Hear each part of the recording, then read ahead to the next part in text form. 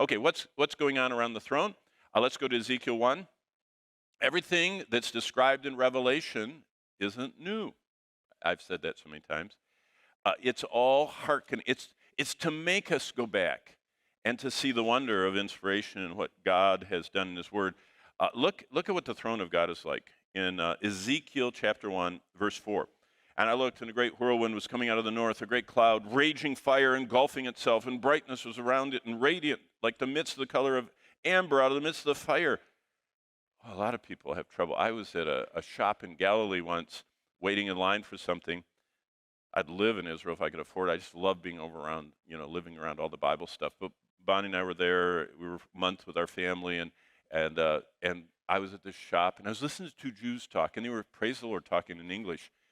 And they study the Old Testament, and one of them says, "What is the chapter 1 of Ezekiel about?"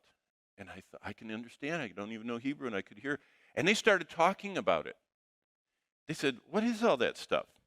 Sounds like a lot of us wondering. Look at verse 5. And from within came the likeness of four creatures. And this was their appearance. They had the likeness of a man, and they had four faces. Each one had four wings. Their legs were straight. The soles of their feet were like soles of calves. This is weird stuff. It just sounds, like, I don't know, Disney or something. It's strange.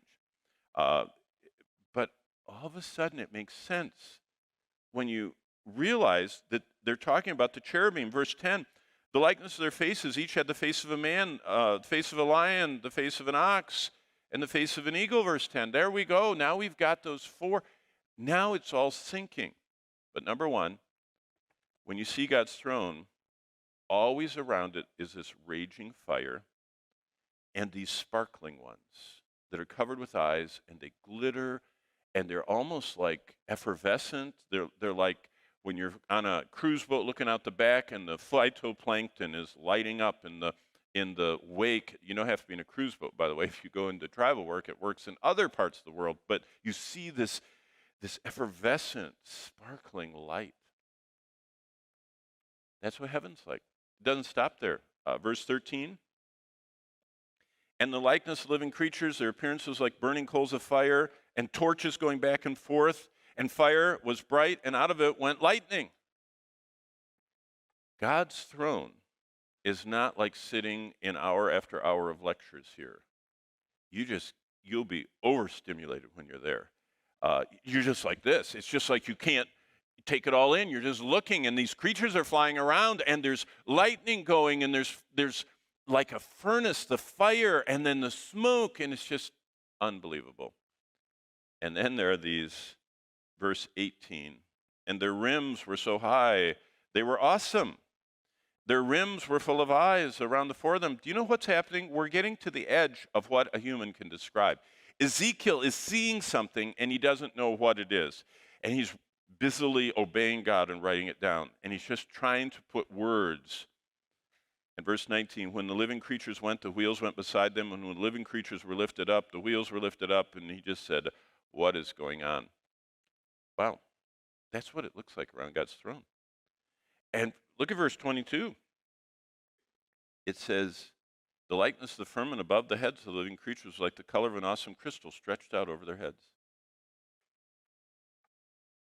Imagine, in heaven, things that are so little and hard to get on earth are giant. Do you realize that the gates going into heaven are made of one pearl? That means the gates are 1,200-mile-high pearls. Oh, how big was the oyster? You know what I mean? Can you imagine? Heaven, the walls are 1,500 miles high, but the gate is at least 1,200 miles high. Well, I'm going to wait till we get to heaven because there's something to think about. Why did God pick pearl for the gates? There has to be a reason. And then look at verse 24. Here's the last thing around the throne. The sounds of mighty water and sparkling like burning fire. And when I went, I heard the noise of their wings. It was like the noise of many waters. And a voice came, verse 25, from the firmament. And verse 26, the likeness of the throne. And verse 27, from his waist upward I saw the color of amber, and around and within, and his waist downward, brightness, the brightness of fire. That's where any worship we offer arrives. Now, to get it closer to us, what I just read, that for some of you was old hat because you've read it so many times, for some of you it was brand new, and for some of you don't even care. Because remember, I know that all 7 types of Christians are out here.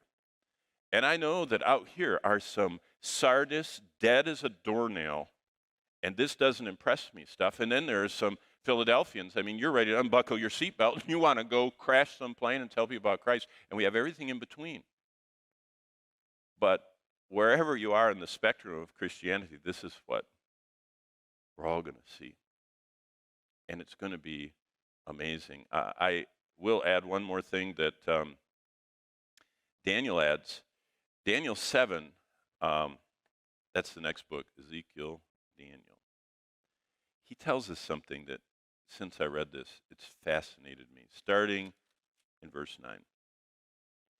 And I watched till thrones were put in place, and the Ancient of Days was seated. His garment was white as snow. The hair of his head was like pure wool. This sounds just like Revelation 1. Did you notice that? His throne was a fiery flame. Its wheels were burning fire. Now look at verse 10. And a fiery river issued and came out from before him. So the Ancient of Days is seated on the throne, and at his feet steps, and out from the steps flows a river of fire. Wow. It came forth from him. What does Hebrews say? Our God is a consuming what? Fire. He is, Isaiah says, when I read through the Bible, remember I told you I read through it once a month and looked for something every time. The first time was looking for all the names and titles and ascriptions of God. You know what one of them is in Isaiah? He is the everlasting burnings. And what Daniel sees right here is that this fiery river is coming out in front of his throne, and 1,000 thousands minister to him. 1,000 times 1,000 is 1,000,000. So millions of angels are moving around kind of like bees in a beehive, and they're ministering to him, while 10,000 times 10,000 are standing.